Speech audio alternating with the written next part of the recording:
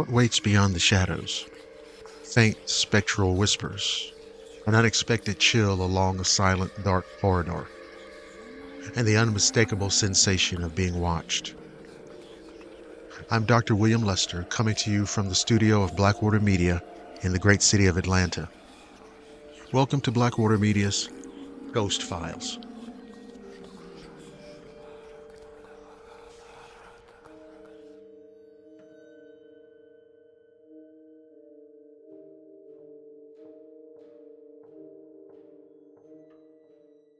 Rumors were rife about the alleyway behind the tavern.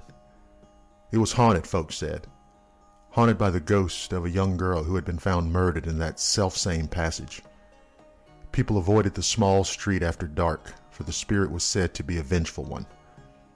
Of course, no one could name anyone whom the ghost had actually killed, but the tales were enough to keep people away from the alley at night. Fortunately for the owners of the tavern that backed onto the alley, their front door faced a well-lit road, and so business was not slack.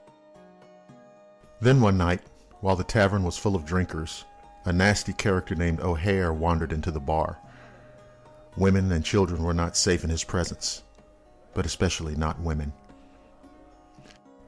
After O'Hare had consumed far too much alcohol, he suddenly announced to the bar that he'd seen a pretty young thing in the alley out back of the tavern.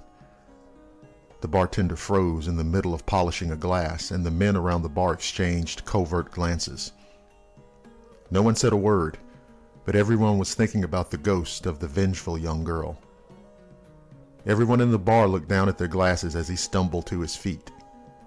No one made a move to stop him, and there was a quiet air of, "He deserves what's coming to him," about the bar as O'Hare left the building. "It's just too bad that there isn't really a ghost," thought the bartender, setting down the shining glass and picking up another one to polish. O'Hare sorely needed a lesson in human kindness and respect for others. At that moment, a horrible scream came from the alley. Everyone in the tavern looked up in shock and fear. Had there really been a ghost out there? Or was O'Hare up to his old tricks and even now accosting one of the women folk? The men leapt to their feet and raced to the back door of the tavern. Pouring out into the street, they were met by an unnatural cold, and their eyes were dazzled by a blaze of light.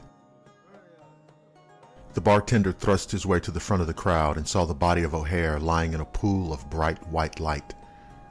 His throat had been torn to pieces, and blood was spilling out in gushes. Above him hovered the semi-transparent figure of a young girl, her eyes gleaming with red fire, her mouth covered with blood. She glared down at O'Hare and then turned to look at the crowd. The specter licked the blood from her lips thoughtfully, her eyes on the bartender's neck. Then she vanished, taking the light with her. At their feet, O'Hare gasped out his last breath and died. The local authorities were summoned to deal with the body of O'Hare. Though skeptical at first, they were finally convinced, since there had been so many eyewitnesses who had seen the ghost hovering over the dying man. The bartender resigned his position the next morning and took a job across town. The memory of the ghost's hungry stare at his neck, prompting him to look elsewhere for employment.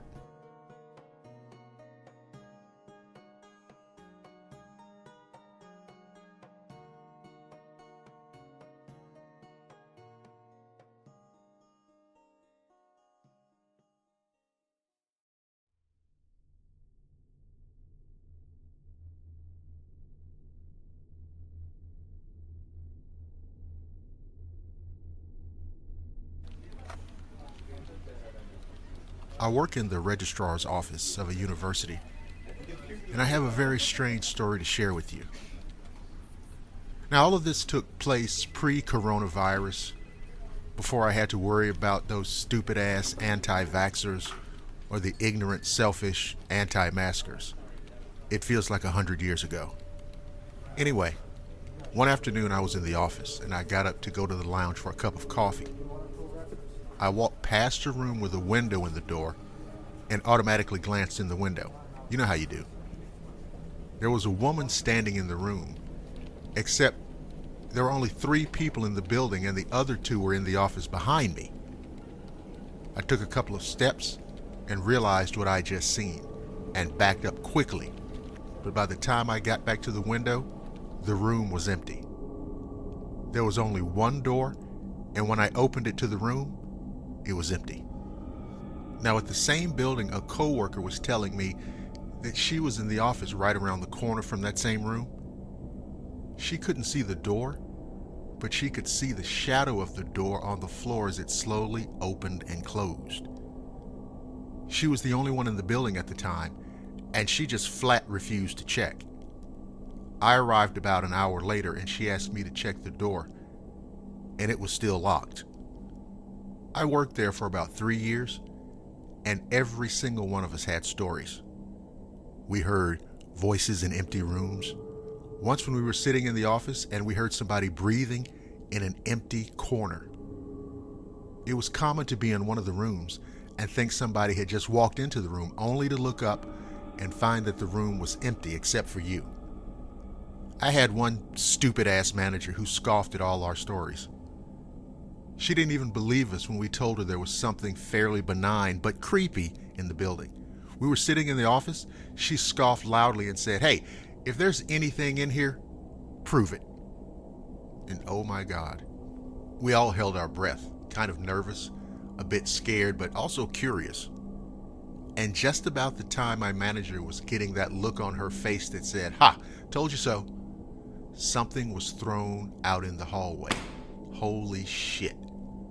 It took several minutes to work up the courage before going to check and finding that a book that normally sat on the bookshelf near the front door had somehow gone from that bookshelf around the corner and halfway down the damn hallway. The manager never talked about it and quit shortly thereafter. I've since quit also, but I last heard they were still hearing voices and seeing shadows in the building. You know, it's a hell of a thing having to deal with an office ghost.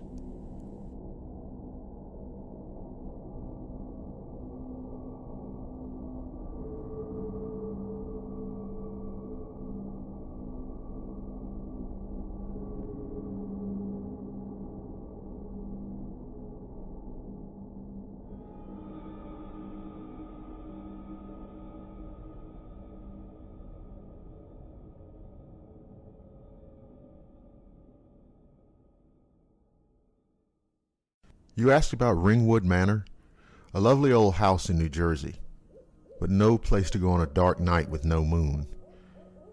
Built in the 1700s, the original house was a collection of smaller buildings patched together to create a manor.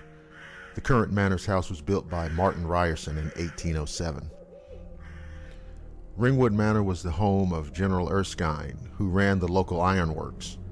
General Erskine was a geographer and surveyor general for George Washington during the Revolutionary War. General Erskine died of pneumonia during the war and was buried at the manor. Ringwood Manor overlooks a small pond. It's surrounded by truly lovely grounds which are perfect for a ramble in the daytime. But at night, stay away from there after dark, for it's at night that the ghosts walk. There are 3 different places that are said to be haunted. If you wander the halls of the manor house at night, you might meet the ghost of a housemaid who haunts a small bedroom on the 2nd floor. They say she was beaten to death in this room. Whether there's any truth to it, I don't know. But I've been told that noises can be heard coming from the empty room. Footsteps, sounds of heavy objects dropping, soft crying, and the bedroom doors often found ajar and the bed rumpled. And what of the other ghosts? Well, back behind the manor pond is the grave where General Erskine is buried. The local people are afraid to come to this place because at dusk, General Erskine can be seen sitting on his grave, gazing across the pond. It is also said that there is an unmarked grave filled with the remains of French soldiers who fought with General Rochambeau during the Revolutionary War. During the day, all you can see is a depression in the grass near the general's grave. But after dark, the dead come to the manor pond to walk along the shore. Sometimes you can hear soft, sad voices speaking in French. So go ahead and visit Ringwood Manor. Ramble its lovely grounds and explore all you want. Just be sure to be home before dark.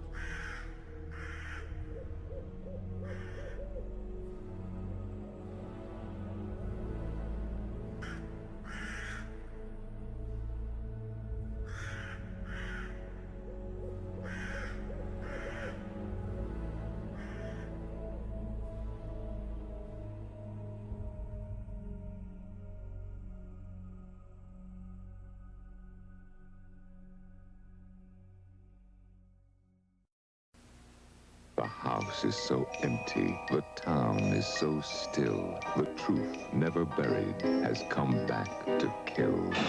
The cold wind shrieks. The full moon's pale. The time has come to tell the tale.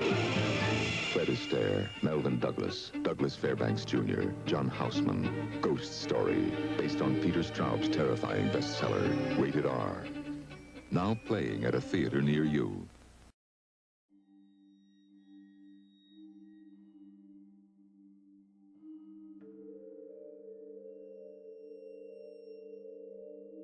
I want to tell you about encounters I had with what I can only describe as supernatural.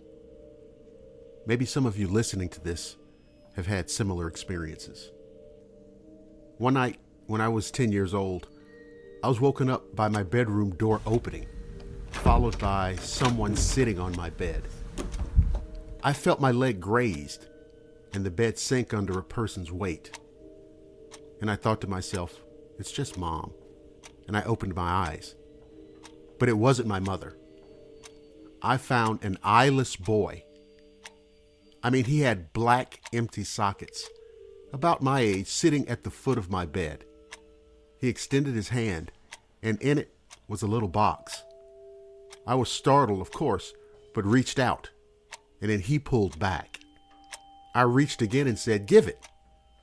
Then I blinked, and when I reopened my eyes, he was gone. But I could still see the imprint where he'd sat on my bed. Now, fast forward 5 years. My girlfriend came over to do homework. When she finished, she took a nap and waited for her parents to come and pick her up.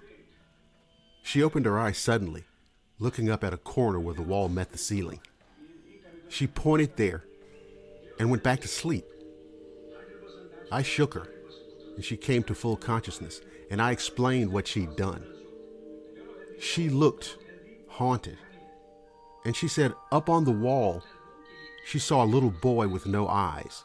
He was positioned on the wall like, you know how Spider-Man looks while he's clinging to the side of a building? He was like that, just staring at her. And I freaked the fuck out and told her my story about the same kid. Now, let's fast forward another 5 years. I'm with the same girlfriend, and we had a 2-year-old. We were living in my parents' house in my old room. My daughter started waking up the same time every night, and she'd talk. After a while, I noticed she had almost the same conversation every night.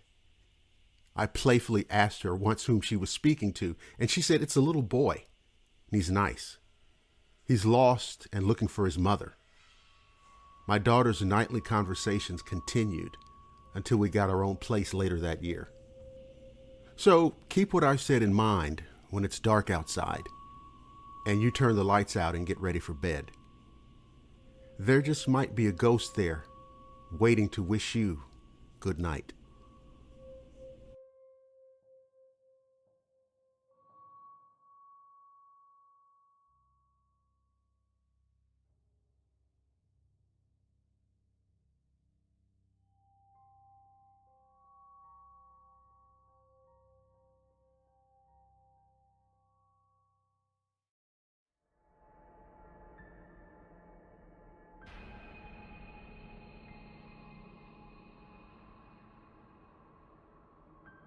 I once heard a story on Blackwater Media about someone encountering a faceless man alongside a highway. When I listened to the account, my blood ran cold because I had almost the exact same experience, and I'd like to share it with you now. At the time, I worked a regular 8 to 5 Monday through Friday job, but once I had to get up early on a Sunday morning to do something for work. I had to be there at 7 a.m., It wasn't very far, maybe 20 minutes. Anyway, as I was driving, I saw very few other cars on the way. It was summertime in Texas, so it was bright out and already very hot, of course. I reached an intersection where I had to make a left turn, and I just missed the green light, so I knew I'd be sitting there for a while. There were no other cars, and I was looking around while I waited. At the opposite corner from me on my right was a very skinny man, a man I assumed. I immediately noticed that he looked strange. For one thing, he was super skinny and was wearing a hoodie jacket with the hood pulled over his head. So I'm sitting there thinking, nobody wears a hoodie in Texas in the summer, not even early in the morning. It's just too damn hot. He was also wearing very baggy jeans and tennis shoes. His head was bowed down like he was looking down at his feet, and he had his hands in his pockets. What made him even more strange was that he just stood there motionless.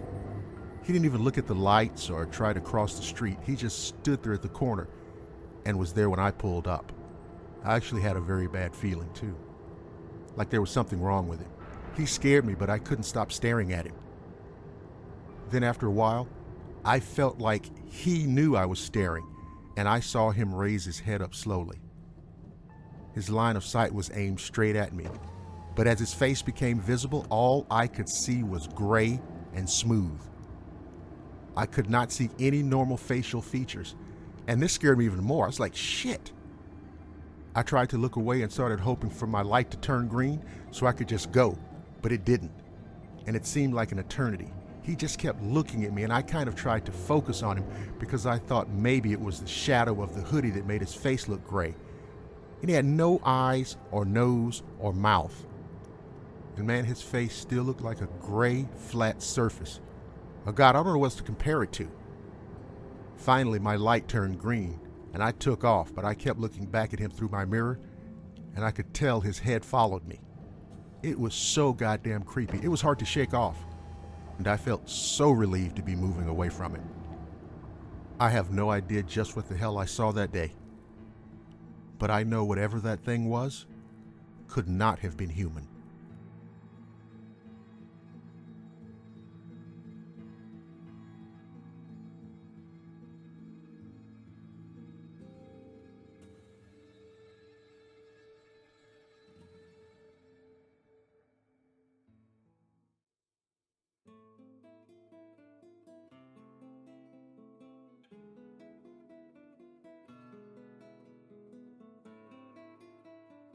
Before I get into this story too deeply, I like to note that I've never had sleep issues before in my life. No insomnia, no sleepwalking, no sleep paralysis, nothing. A couple of years ago, a friend of mine named Jeff and I took off for a trip to Mexico for my birthday.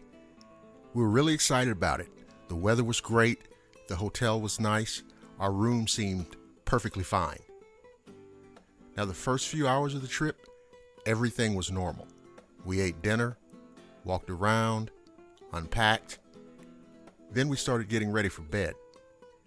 I always feel a little anxious when I'm traveling to a new place, just because you never know what could happen. So of course, going to bed, I felt a little off in that room. But I didn't think of it as anything strange. I chalked it up to the jitters of the first day of travel, and I knew that I would settle in. So we went to sleep. And for the first part of the night, I don't remember having any dreams. Everything was just black, which was weird because I always have dreams and then remember them the next day. And then the shit happened. I started having a night terror. And in my nightmare, I was lying in bed and staring towards Jeff's bed across the room. And there was what looked like a dead boy standing over my bed. His eyes were black and hollow, his skin was rotting, and part of his head looked damaged. His mouth was gaping open, and he reached towards me as if he was trying to tell me something. However, according to Jeff, I wasn't laying in my bed having a night terror. I was standing over him in my sleep, silent and staring at him. He asked me what I was doing, and then I just fucking started screaming. I have no recollection of standing over him, but I woke up across the room, far from our beds, by the balcony door.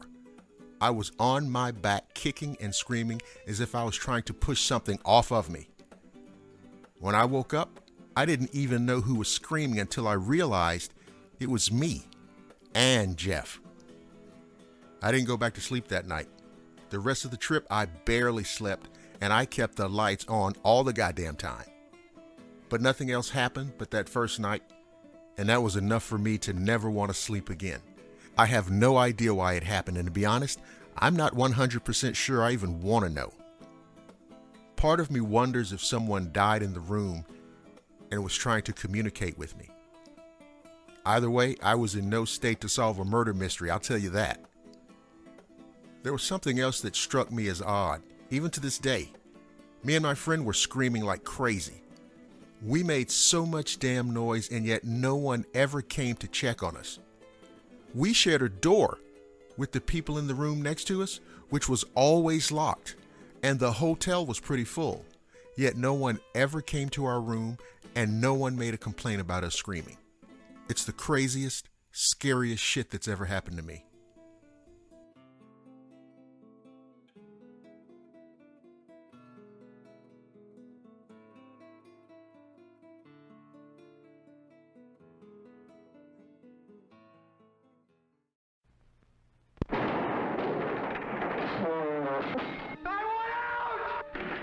An ancient terror sleeps in the Vargas house. Can anyone survive its awakening? The evil. We're not gonna get out! They can scream, they can run, but they can't escape. Richard Crenna, Joanna Pettit, Victor Buono, The Evil, rated R. My supervisor radioed me just after sunrise on a warm summer morning in 1929 to report another incident aboard the shipwrecked E.C. Waters out on Charlotte's Island. A bunch of drunks were boozing and brawling on the boat last night, he said, in a grumpy tone that clearly indicated his lack of morning coffee. I sighed. Again, I had no idea why so many summer visitors flocked to the wreck of the old steamboat on Charlotte's Island, which lay partially submerged beside a sandy beach. I want you to head out there and make sure no one got knocked on the head or stranded on the island when the brawl ended, my supervisor continued. Right, boss, I said. I hurried down to the marina and headed out in the boat we used for official business. It was a short ride out to Charlotte's Island. I sighed as I drew closer to the creaky old tub listing precariously on the shore. There were empty beer bottles strewn on the beach and floating in the water, always a sign of trespassers. I moored my craft and gathered up as much trash as I could. Then I cautiously ventured onto the rickety steamboat. Thankfully, I found no bodies huddled asleep in the beer-soaked wreck. Time to check the island. Charlotte's Island was 1.3 miles long, and I was going to have to check the whole damn thing, just in case some of the drunks had gone exploring last night. With a sigh, I headed out in a basic search pattern. By mid-morning, I was hot, grumpy, tired, and convinced I was on a wild goose chase. There had been no sign of stranded vacationers, drunk or sober. I headed back toward the sunlit beach, ready to return to the mainland. As I came over a tiny rise, a huge wind struck me hard, making me stagger backward a few paces in the suddenly freezing air. In front of me, I saw the lake churning in great waves while a huge storm cloud massed overhead.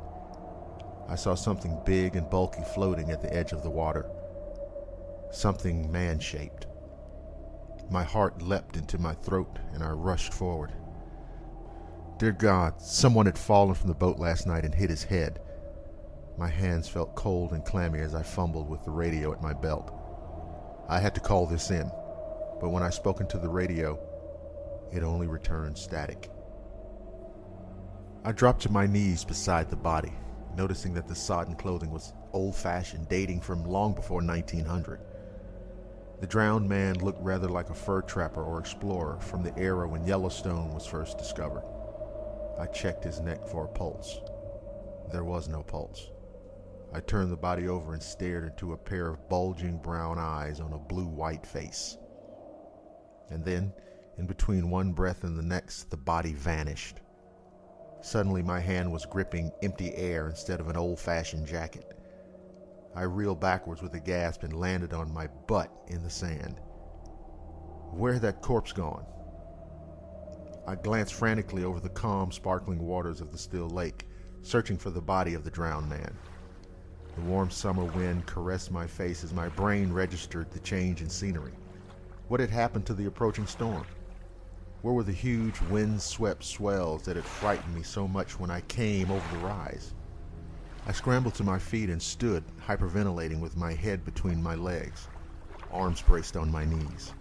This couldn't be happening, but I knew it was. The storm, cold wind, and corpse had vanished in a heartbeat. They had been shades of a former time, a former accident. So that's why the man's clothes had been so old-fashioned. Spooked by the incident, I unmoored the official park boat and left in, glad to get away from Charlotte's Island. Folks said that Lake Yellowstone never gave up its dead. Apparently, neither did the island. I turned my craft and headed back to the mainland, and hopefully, sanity. No more ghosts for me.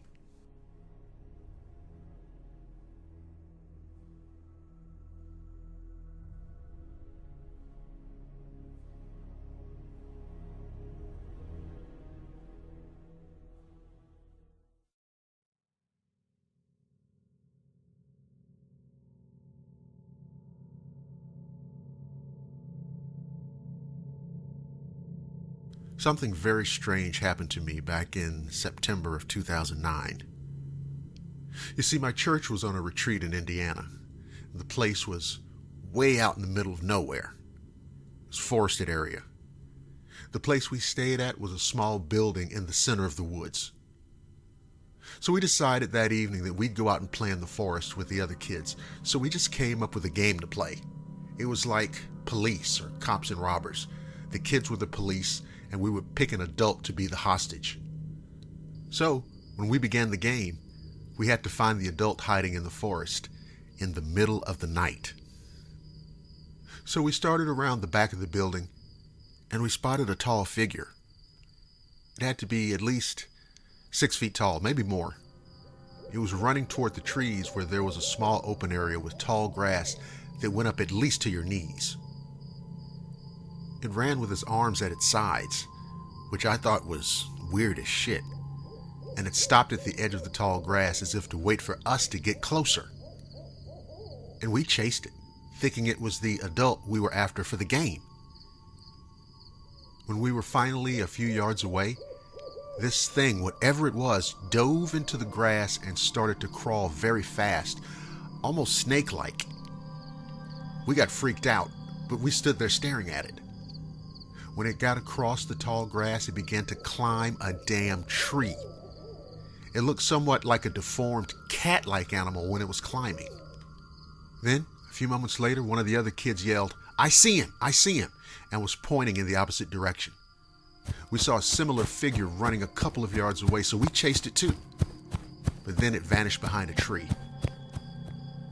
Turns out, a few minutes later, we found the adult hiding in the parking lot in the front of the building. It was there the whole time. It was a terrifying experience and 100% real. At least 15 other kids saw the thing with me, so I know I'm not fucking crazy. You know, there's probably all kinds of things out there. Things that'll give you straight up nightmares. And I have the feeling that most of them only come out at night. Over the last few years, me and some of the other kids who were out there that night have speculated over what we saw. And although all kinds of ideas get tossed around, the conversation always ends up at the same place. We don't know what it was.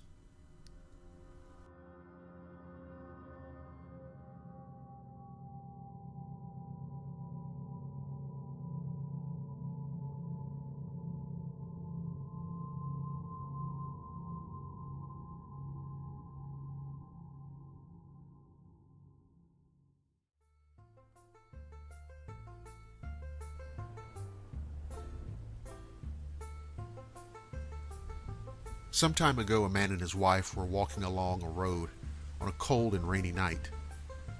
They were soaked through and shivering, and their shoes were sticking in the mud. They were hungry. It got dark before they got where they were going. Then they came to a big house with smoke coming out of the chimney and a light from a fire shining from the window. It was the kind of house that rich folks live in. They went round the back and knocked on the door and heard somebody say, "Come on in." So they went on in, but didn't see anyone there. What they did see was a kitchen with skillets and pots and everything needed for cooking. There was meat and lard and flour and cornmeal. There was a pot of beans smoking on the fire and a rabbit boiling in a covered pot. And it all smelled so good. But there was still nobody around for them to see. But everything was set and ready for somebody. And they'd been told to come on in, so they decided then and there that if someone was going to enjoy all that good food, it might as well be them. The woman took off her muddy shoes and peeled off her wet stockings and sat down. The man took a bucket and went out to the spring house to get fresh water for the coffee. They allowed they were going to eat those brown beans and cornbread and that Molly Cottontail and drink it all down with some good hot coffee. The man had gone outside and the woman was resting her feet when in through the door came a man with no head. He was dressed fine in a coat and vest, shoes and galoshes, breeches and a starched shirt with a high collar, but he had no head.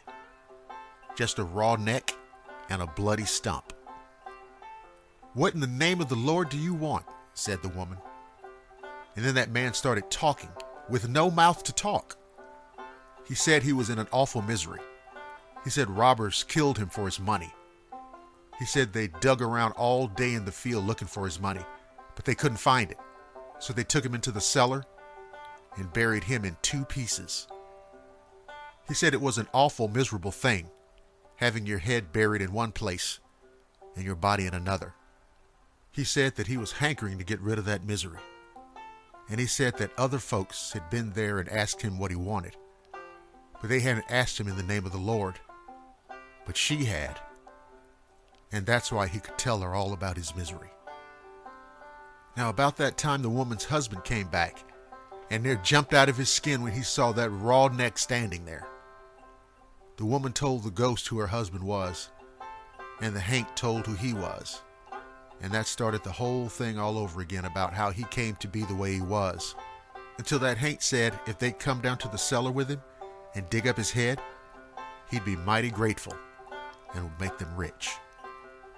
Naturally, they said they would. And they said, "Just let us get a torch." "Don't need no torch," said the Hank. And he stuck his finger in the fire, and it lit up like a candle, bright enough to light the whole room.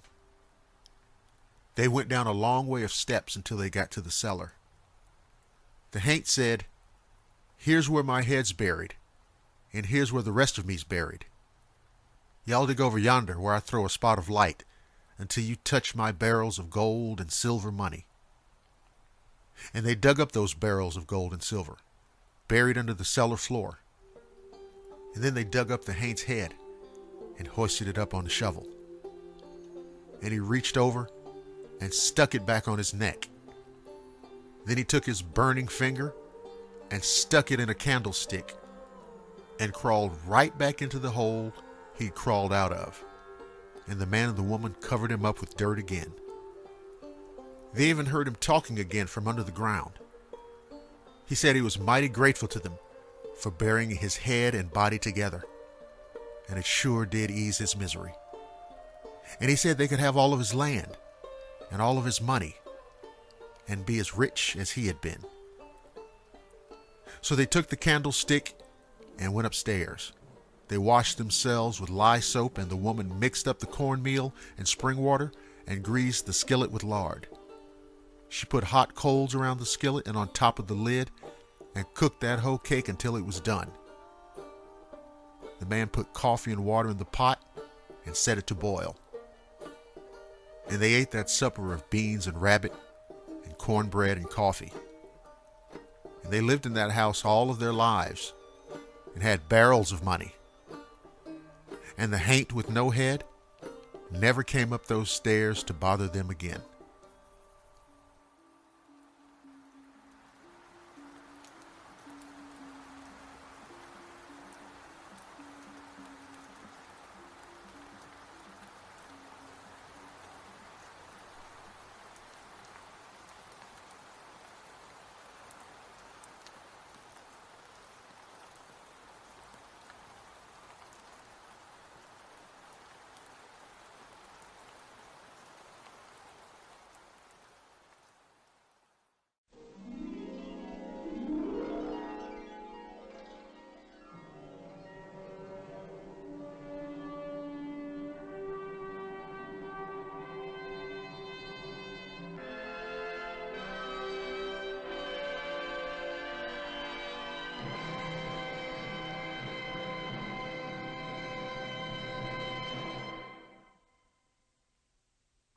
May 10th, 1975. Dan Wilson was about to enter a realm from which very few persons have ever returned. He was about to die. Though pronounced clinically dead, Wilson miraculously recovered and was able to tell about the experience. Someday, like Dan Wilson, we are all going to die. What will it be like? Is there life after death? Is there a heaven? How does it feel to die? What happens at the moment of death? Some people believe that the spirit leaves the body on a voyage into the unknown. But where does the spirit go? Until now, no one really knew. Death has always been the final mystery. In ancient Greece, the philosopher Plato searched for the key to the unknown. In 1918, a young ambulance driver named Ernest Hemingway suffered a temporary death on the battlefield and miraculously recovered to write about it. And in 1975, Byron Temple fell from a 4-story building and was pronounced clinically dead. Yet he was revived to tell of his fantastic experience. On August 4th, 1943, Paul Kelly died of pneumonia. He left his body and for a time wandered through the hospital until it was brought back to life. On December 14th, 1964, Anne Fleck died. Suddenly, she was outside her body looking down on the scene below. Later, she could recount in detail events which happened in the room while she was pronounced clinically dead. What happened during the fateful minutes these people spent in the world beyond? Now comes the startling new motion picture, Beyond and Back. You'll meet people who have actually suffered a temporary death. Some say they've met Christ. Others simply floated in a peaceful darkness. And there are those who claim they visited another dimension. But in all cases, it was an unforgettable experience, and these people say they no longer fear the hereafter. Now you'll be able to decide for yourself if there is life after death. It's an exciting experience for the whole family. Don't miss Beyond and Back from Sun Classic Pictures.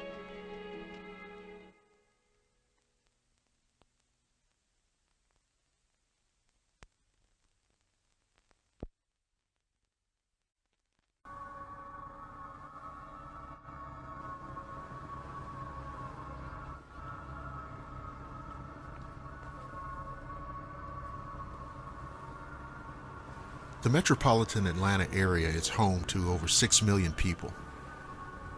But these are by no means the city's only residents. Atlanta is also the home of innumerable phantoms, demons, haunts, specters, and even vampires. So come with me now on an exploration of haunted Atlanta. One of the most haunted places in Atlanta is the Thornton House. Built in 1784, this historical landmark can attribute much of its paranormal activity to the ghost of a preteen girl. Many witnesses experience cold spots and have actually seen her on the staircase. According to the staff, she causes strange gusts and extinguishes candles. According to the book Ghosts of Atlanta, Phantoms of the Phoenix City, she's the jealous type. Anytime a teen girl is in the house, she pulls the poor girl's hair. The Ellis Hotel had a massive fire destroy its halls in 1946, claiming the lives of 119 people. The hotel didn't have any fire doors, fire alarms, or sprinklers. The firemen's ladders only reached the 8th floor, and the safety nets couldn't withstand the force of jumpers from over 70 feet. Many died trying to escape from the flames by jumping from the windows, while others were burned alive. The bodies of those who jumped from the higher floors were scattered along the sidewalks and in the back alley. The Atlanta Fire Department fought the flames for 2.5 hours. This tragedy is what led to many changes in building codes and fire safety ordinances. The staff and a remarkable number of visitors have all reported hearing the heartbreaking cries and wails of women and children throughout the hotel. Many have even seen full-bodied apparitions. It's also common for the fire alarms to go off at exactly 2:48 a.m., which is when the 1946 fire broke out. In Midtown Atlanta is the former Excelsior Mill that was built in 1890. During its operation, many accidents occurred, and one even led to death. Hubert Neal became caught in a conveyor belt and was killed on July 17, 1899. As if this wasn't enough for a haunting, it got a creepy makeover when it was turned into a pizzeria with a quaint little movie theater in the 1970s. Then in 1988, the place was turned into Masquerade, a nightclub and concert venue which apparently has attracted the likes of vampires. First, frequenters of Masquerade allegedly saw a tall, shadowy figure of a man lurking the grounds late at night. They began to believe he was a vampire. Rumor has it that more vampires have since flocked to Masquerade and actually frequent the place now. Atlanta's Georgia Aquarium exhibits hundreds of species and thousands of animals across the 7 major galleries, all of which reside in more than 11 million gallons of water. Once the Georgia Aquarium began housing artifacts from the Titanic in 2008, reports of paranormal activity started pouring in. People were being touched, hearing voices, becoming overcome with intense emotions, and seeing shadowy figures dart by. One Georgia Aquarium volunteer who wished to remain anonymous said, "I could feel a hand moving over my head and through my hair." The ghosts became so active that Sci-Fi Channel's Ghost Hunters came to investigate. They reportedly experienced cold spots, witnessed a shadowy figure, and picked up a voice saying, "No, please wait," in the iceberg room. The Roswell, Georgia paranormal team came in for a 2-day investigation as well. They too witnessed the same shadowy figures, and so many others have reported that they also captured recordings of ethereal voices. The famous Fox Theater opened on Christmas Day in 1929, and myths have molded themselves around it ever since. Everything from claims of breakfast cereal being in the plaster to allegations of stolen treasure hiding in its catacombs have been topics of speculation for locals. On the more spooky end of the spectrum are the stories of the Fox Theater being haunted. People have claimed to see shadowy figures inside the theater and the face of a Confederate soldier looking out from the windows. A former owner claimed to see the apparition of a man walking down the aisle when he knew he was alone.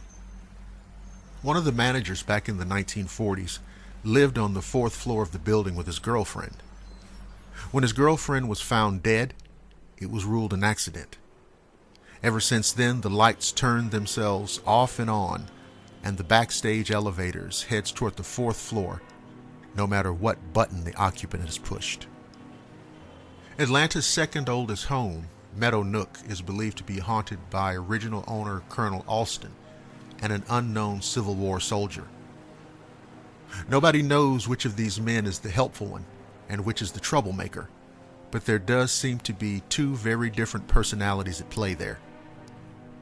Meadow Nook was built by Colonel Robert A. Alston and underwent modern-day restorations. Current owners have claimed a spirit has taken to breaking their dishes and rearranging their family photos or placing them face down. Their son is scared to sleep in the upstairs bedroom because he would wake up to what felt like someone sitting on his chest and pinning him down.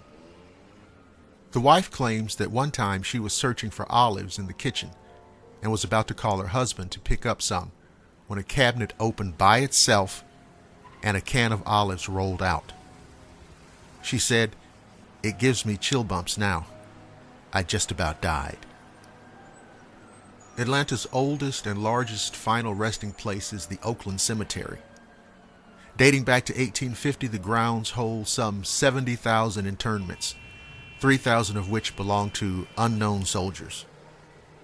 27 Atlanta mayors are buried there, along with the Gone with the Wind author Margaret Mitchell.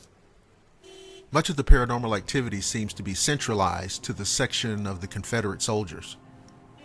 Full-bodied apparitions of troops have been seen, and one witness was startled by the image of a soldier hanging from one of the trees. A disembodied voice reading a roll call of the Confederate dead has been heard by a few people. Sometimes a muffled "present" can be heard in response. The Beverly Hills Inn in Atlanta may not be the most hospitable in town. This was once a home for elderly women, and is believed that at least 3 of them still call it home. The spirits are not shy about putting rude guests in their place. They are prone to throwing glasses at guests and creepily growling at people to get out.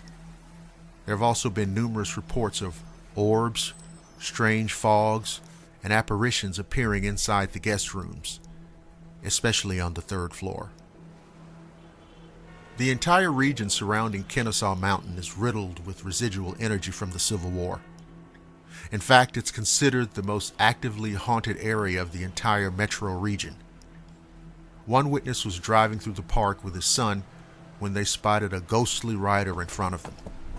The spirit was clearly that of a Union Army cavalry officer and was heading right for them. The anonymous driver recalled in an interview, "I quickly locked down my brakes as the horse proceeded to come right in front of us." He went on to describe how the rider simply went straight through a fence and faded away. "My son and I were in a state of almost sheer panic, but we managed to maintain and get on the way home very quickly."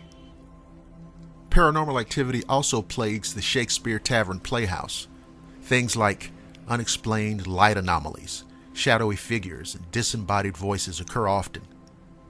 There are at least 3 different apparitions seen regularly: a young boy in a blue velvet suit, an older man, and a woman dressed in Elizabethan clothing. The man apparently just wanders the halls, but the woman likes to rearrange things in the dressing rooms and switch props around to cause confusion. Other supernatural activities include doors closing, muffled voices, and cold spots. The Pope Walton House, which used to be Anthony Fine's dining, has been the site of strange activity for many years. There are reports of cold spots, kitchenware flying across the room on its own, and lights mysteriously turning off and on. According to former staff and guests of the Antebellum Mansion, phantom children can be heard singing and playing. Also, an apparition of a woman has been seen on numerous occasions. Rhodes Hall, or the Castle on Peachtree, was built back in 1904 by Amos Rhodes. It's said that Rhodes' spirit, along with his wife, still linger there. Amanda Rhodes can be heard walking in the halls and is known to mess with the lights. Several people have seen a tall man they believe is Amos himself. Others have reported hearing the sounds of children laughing throughout the house, and some have even seen them appear and disappear. Supposedly, a malevolent presence lurks in the basement. Those who have seen it describe it as a dark figure with evil radiating from it. In Lawrenceville, the ghost of a man wrongfully put to death is still heard singing to the love he left behind. What we know of this story comes from Judge Richard D. Wynn, who confessed to his part in the tragedy some 40 years after it happened. Wynn's 1883 article in the Gwinnett Herald begins by describing Colonel James Austin as a drunk who was wanting in humanity for partaking in slave trading. One night in 1848, Austin burst into his kitchen to find a married slave couple, Ellick and Betsy. Austin grabbed Betsy, but Ellick fought back, tearing Austin off his wife. Enraged that a slave would have the audacity to contradict his intentions, Austin chased the slave while wildly swinging a sword. Ellick scrambled into a cabin loft. Cornered and fearing for his life, Ellick fatally stabbed his master 9 times in self-defense. As Austin lay dead before him, Ellick chose not to run. He went straight to the courthouse to explain the unfortunate death of Colonel James Austin. But instead of being rewarded for his honesty, Judge Wynn sentenced Ellick to hang. Writing almost 4 decades later, Wynn questioned whether Ellick's punishment fit his crime, asking, if he'd been a free man, if he'd been a white man, would it not have been classified as justifiable homicide? Today you will find indentations in the back of one cell where Ellick tried to carve his way to freedom.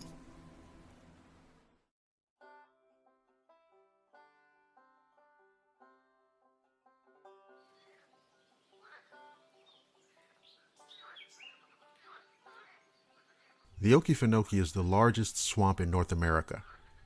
The swamp covers roughly 700 square miles and is located in the southeastern corner of Georgia, encompassing most of Charlton and Ware counties and parts of Brantley and Clinch counties. Now granted, some of those names might not mean much to those of you outside of the state, but for Georgia folk, well, you get it. The swamp has a distinctive and fascinating natural history. Cypress swamps, winding waterways, and floating peat mats are a major part of the Okefenokee's habitat mosaic. Wet and dry prairies, swamps dominated by shrubs, and forests of black gum and bay trees intersperse the array of other habitats. A high ridge of sand known as Trail Ridge forms the eastern edge of the swamp, and wildlife abound. More than 400 species of vertebrates, including more than 200 varieties of birds, and more than 60 kinds of reptiles are known to inhabit the swamp. But the Okefenokee is also a universe unto itself, and is known to harbor all manner of mystery, strange, unknown creatures, wandering phantoms, and visitors from the sky. Come with me now, if you dare, and explore the bizarre realities of the haunted Okefenokee. An unusual UFO was sighted on the east side of the swamp in May of 1998. The descriptions vary, but the sighting was observed over several miles in a north-to-south direction. The editor of a local newspaper gave a brief description of the UFO in an editorial. The UFO was described as a large, shiny black object, which hovered for some time, then broke apart into quite a few smaller objects, which flew away all in different directions. And no explanation has ever been given for the strange UFO. In early 1996, a former Everglades National Park ranger on a vacation from upstate New York visited Okefenokee's west side for canoeing and birdwatching. He put his canoe in at Stephen Foster Park and paddled over to Billy's Island. He did not return to the par. His canoe was found that evening on Billy's Island. Federal, state, and local officials immediately started a search, which escalated over the next few days and weeks to an extremely extensive search for the man. Exhaustive searches of Billy's Island were conducted. Hand-to-hand searches, combing the entire island, turned up nothing. Bloodhounds were brought in. The hounds could not pick up a scent beyond a small loop, and they turned up nothing. Heat-seeking infrared helicopters were brought in, sensitive enough to identify small animals, and this man weighed over 300 pounds, and still they turned up nothing. Hope was almost given up until one day, some 40-plus days after the disappearance, a bedraggled man was seen by a boater leaning against a tree near the water's edge on Billy's Island. A day after this sighting, a dazed man identified himself to some passing canoeists as the missing man. Now, the man has never publicly stated that he was abducted. Speculation around the swamp is that he was taken without his knowledge from the island and then returned sometime after the search had been scaled down, with his memory seemingly erased. A classic UFO abduction. Back in the 1930s, a man was fishing along the tracks at Henson Creek near Manor. He fell asleep one night with the rails as his pillow. A train appeared, sounding its whistle frantically, but there was no response. Steel wheels kept on rolling, and the fisherman was killed. The legend holds that the body can be seen walking the rails at night, swinging a phantom lantern in search of its head. One man claims that his grandfather went in search of the ghost one night, and sure enough, it approached, solid white and 6 feet tall, walking directly toward the grandfather, who fired a futile shot before fleeing. A log cabin on Okefenoke's east side by an area called Camp Cornelia on Trail Ridge is the location of a haunting that took place in the early 1990s. A former refuge volunteer who resided in the cabin reported strange visitations of spirits. Now, these spirits were clearly Native Americans in full regalia. The spirits didn't seem to be aware of the walls and boundaries of the cabin, but seemed attached to the land the cabin was on. They seemingly went about their daily tribal existence without concern. In his book, This Magic Wilderness, author Robert Latimer Hearst relates the following. Traders Hill was a flourishing port for water trade in the frontier southeastern region. This small outpost community, compared to the surrounding settlements of the time, was an active metropolis. Begun as a trading post in 1755, the village about 5 miles south of Folkston, Georgia, survived until the early 1900s on the river that once separated the royal colony of Georgia from the Spanish holdings and the Seminole nations to the south. At the end of Main Street stood a huge oak, the Hangman's Oak of Traders Hill. It was said the old oak could tell story upon story of mysterious events around the riverbank village. In the autumn of 1840, this massive tree played a major role in a mysterious drama, as reported by Troy Jones in the Charlton County Herald. An elderly Indian named Suwannee, accused of stealing some goods from the general store and of killing the owner, had been captured and placed in the town jail. If he escaped, he could swim 30 yards to safety. Therefore, he was well guarded.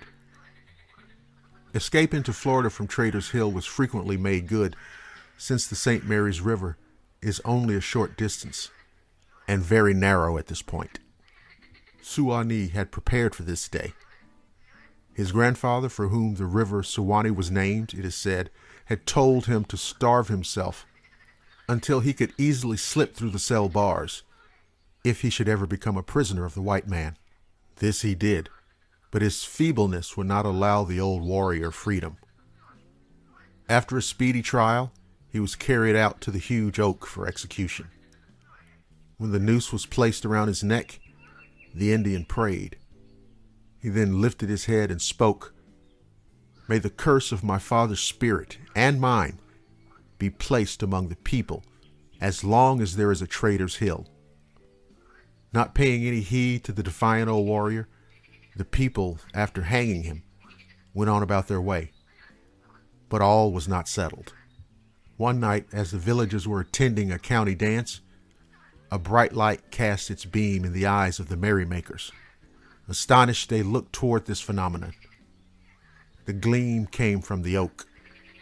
Accompanying the glow, a low moan whined through the countryside. Immediately, so writes Jones, people began to leave their homes and Traders Hill. Some who visit the Lonely Ridge today assert that on certain nights, the light can still be seen and the distant sound of moaning is still heard. Local legend around the Okefenokee Swamp holds that Spanish explorers who ventured into the vast area swore the forest turned into giant warriors who launched showers of arrows against them. Today, phantom deer, bears, and panthers that can only be killed by special bullets are said to roam the islands at night. And on stormy nights, ghost slave ships slip up the St. Mary's River amid sounds of clanking chains that can be heard by observers. Skeleton crews sail the boats up this winding waterway to unload their forbidden cargo on isolated sandbars. During the 1920s, a railroad was built to transport lumber out of the swamp. While crossing Floyd's Island, the largest in the swamp, it became necessary to cut through an extensive half-moon-shaped Indian mound. And within it, workers found the skeletons of several giant-sized men, accompanied by pottery and beads. Tom Chesser, who owned Chesser Island in Charlton County, had a sizable mound in his backyard. In 1969, he told the Atlanta Journal and Constitution that a professor from a northern university was brought in to excavate the mound in the 1920s. They discovered 13 skeletons in all. Chesser maintained that some of the skeletons were crossed, one on top of the other. Some were face down. All of them were perfect when they were first discovered. Teeth even still had some glaze on them, but when the air struck, it crumbled them. But they were giants. Those jawbones would go over my whole face. Chesser Island is now part of the Okefenokee National Wildlife Refuge. The Chesser Homestead is a part of the Refuge Systems Heritage Preservation Program. The Indian Mound itself is located on the grounds of the Chesser Homestead. As you may recall, I mentioned earlier Trail Ridge, the ancient geological feature which makes up the eastern boundary of the swamp. Well, back in January 1998, a traveler on vacation and hiking near the boardwalk area was surprised by the sound of drums in the distant piney woods. Native American specters carrying objects and walking swiftly in a single file line were sighted off in the distance, heading south on the ridge. He reported no sense of hostility, but felt uneasy, as if he were seeing something he should not be observing. Of course, the swamp has had its share of Bigfoot sightings. Such creatures have been spotted along isolated creeks that meander through the woods to the St. Johns River. Reports describe creatures as being up to 8 feet tall, very hairy, powerfully built, walking upright, with footprints up to 18 inches long and 8 inches wide, a pug nose, and smelling really bad.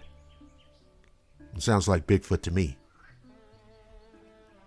2 farmers were deer hunting near the Waycross side of the swamp and observed a 7.5-foot tall creature covered with grayish-brown hair crossing the Southern Railroad tracks.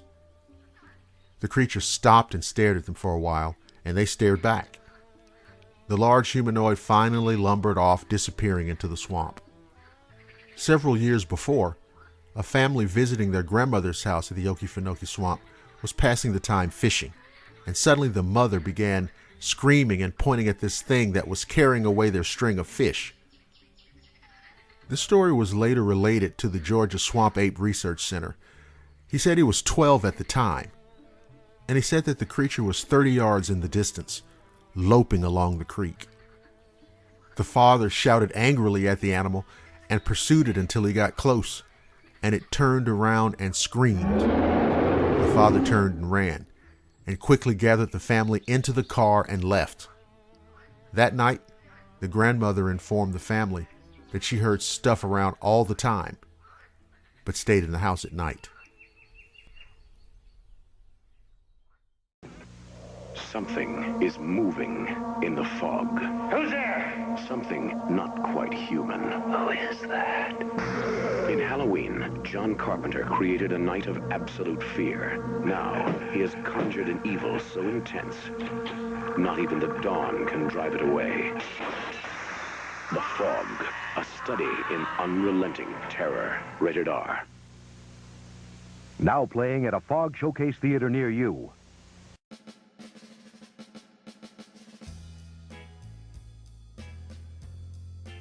You're listening to the Blackwater Media Radio Network, the finest in digital audio entertainment.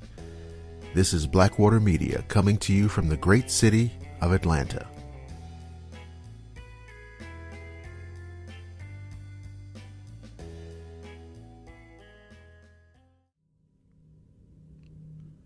A few years ago, I moved into a one-bedroom apartment in the city.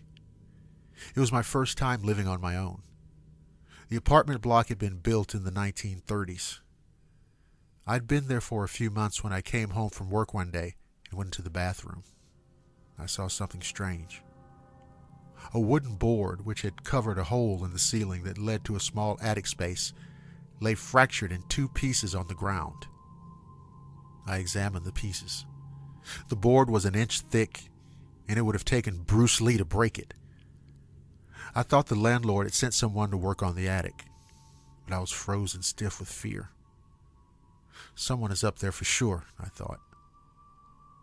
I emailed pictures to the landlord asking if anyone had been there, with an undertone of annoyance since she hadn't warned me. Her reply read, "Please call me as soon as you're able to." I called, and she explained that her last two tenants had said the same thing happened. She promised to replace the board, and she did. A month later, I woke up one night around 4 a.m., and my body was covered in goosebumps. It felt like someone was rubbing their hands on me. And I was like, what the hell? Everything was silent. But then I heard a dragging sound coming from above my head. It was like someone was pulling a sack of potatoes.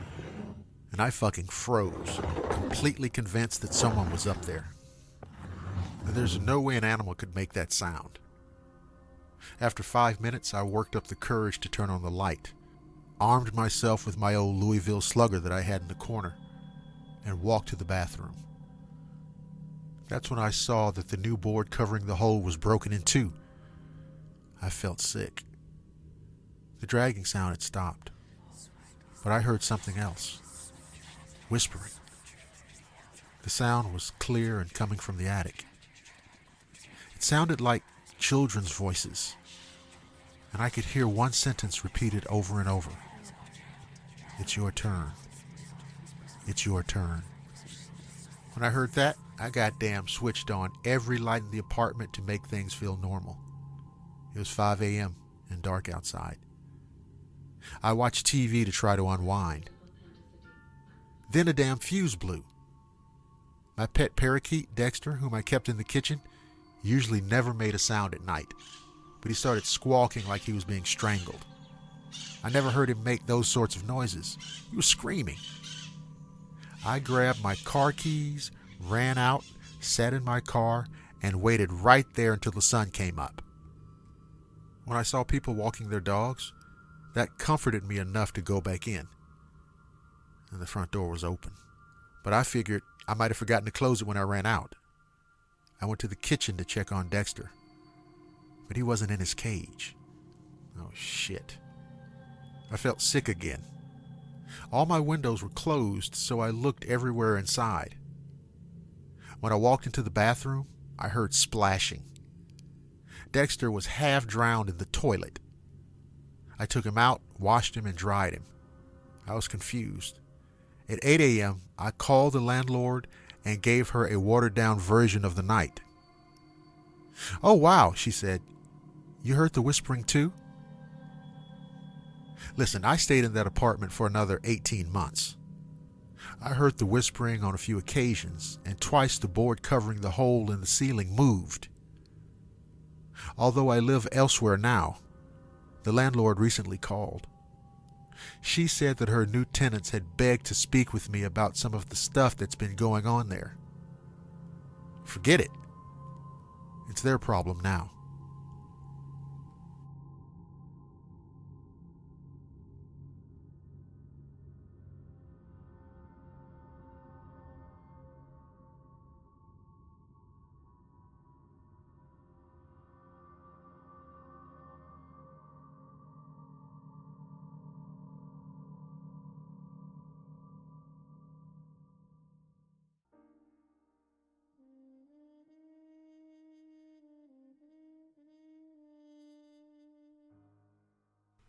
In 1987, Minnie and William Winston had been married for 44 years. For the previous 22 years, they'd rented a 6-room red brick home at the corner of Fountain Drive and Morris Street in southwest Atlanta. It was just before midnight on September 8th when Minnie, 77, stepped out of the shower and found the bathroom floor covered with splotches of blood. Mrs. Winston immediately woke her 79-year-old husband, saying, "Come look at all this red stuff coming out of the floor."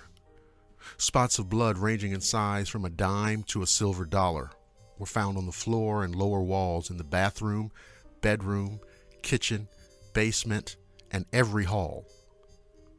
The substance was also located under a television and in narrow, nearly inaccessible crawl spaces in the basement.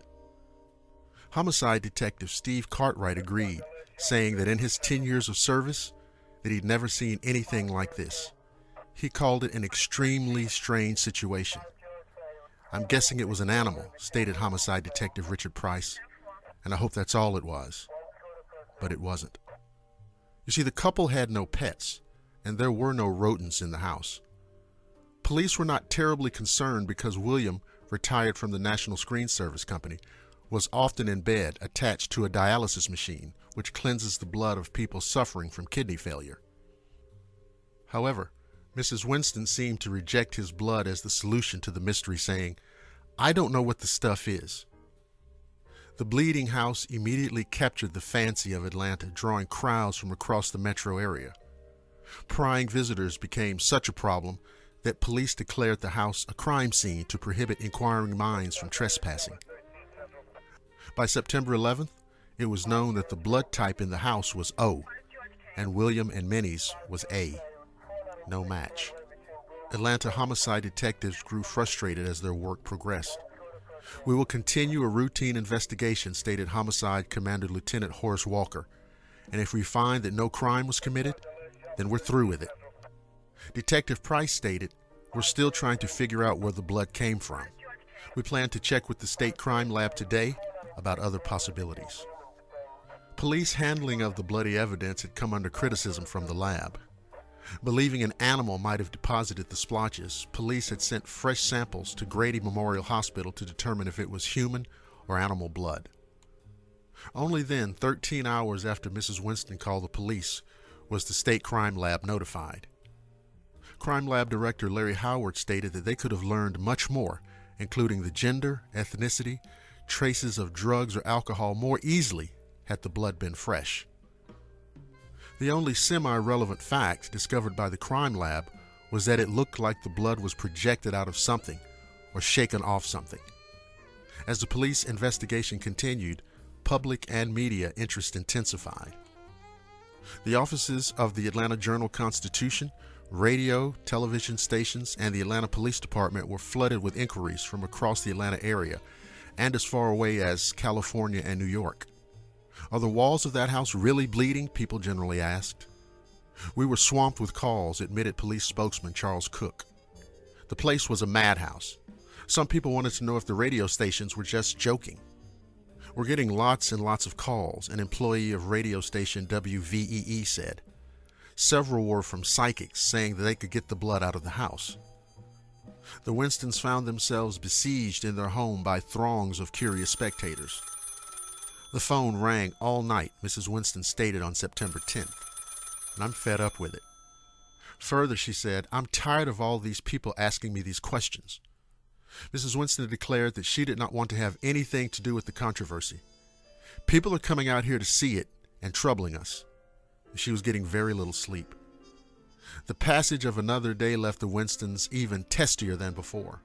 From inside the house, Winnie was heard to shout, "What they've said about this is all lies, and just leave us alone." From the bedroom, William yelled, "There's no blood in this house. Now get the hell away from here." One intrepid reporter who gained entrance found spots of blood on the floor and lower walls of the living room, and a quarter-size splotch on the back door. These paranormal mysteries usually just slowly fade away, and such was the case with Atlanta's bleeding house. The Homicide Bureau and the State Crime Lab never identified the source of the blood, nor did they detect any indication of a hoax or crime. It troubles me that we don't have any answer, Crime Lab Director Howard summed up. Law enforcement personnel were understandably disappointed by their lack of results from the investigation. But the supernatural does not tend to stick around for scientific analysis. With the next bloody slaying in Atlanta, the bleeding house was forgotten.